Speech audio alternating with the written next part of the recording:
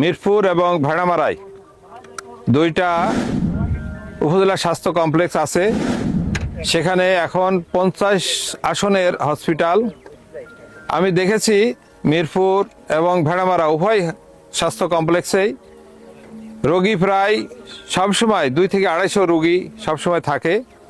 সেই রোগী অব্যবস্থাপনার ভিতর দিয়ে তারা ফ্লোরে থাকে, তারা সিট পায় না, এবং আমরা দেখতে পাই যে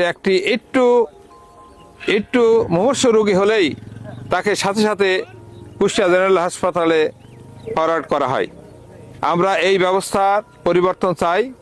আমার উপজেলা স্বাস্থ্য কমপ্লেক্সে যাতে সর্বোচ্চ চিকিৎসা পায় সেই ব্যাপারে প্রয়োজনীয় ব্যবস্থা গ্রহণ করা হবে ইনশাআল্লাহ। 50 শয্যা থেকে উন্নীত করে কমপক্ষে 100 শয্যায় উন্নীত করা হবে। আপনারা জানেন যে সাপে কামড়ানোর রোগী যার অ্যান্টিভেনম দেওয়ার দরকার, সেটার সময়কাল হচ্ছে মানে ম্যাক্সিমাম 100 মিনিটের মধ্যেই তার প্রয়োজনীয় চিকিৎসা না দিলে তার জীবন ঝুঁকির মধ্যে পড়ে যায়। এই জন্য এইখানে অ্যান্টিভেনম যাতে পর্যাপ্ত পরিমাণ থাকে, যে কোনো এই ধরনের রোগী আসলেই যাতে সেই চিকিৎসা পায় সেই ব্যাপারে আমি চেষ্টা করবো ইনশাআল্লাহ। এখানে যে ডাক্তার যে পরিমাণ থাকার কথা সেই পরিমাণ ডাক্তার আমাদের নেই, যে এখানে যে পোস্টিংয়ের যে সংখ্যা আছে সেটা নেই। আমরা চেষ্টা করব যাতে প্রত্যেকটা পদে প্রত্যেকটি ডাক্তার যাতে থাকে এবং তারা যাতে সুচিকিৎসা দিতে পারে, সেই জন্য আমরা প্রয়োজনীয় ব্যবস্থা নেব ইনশাআল্লাহ।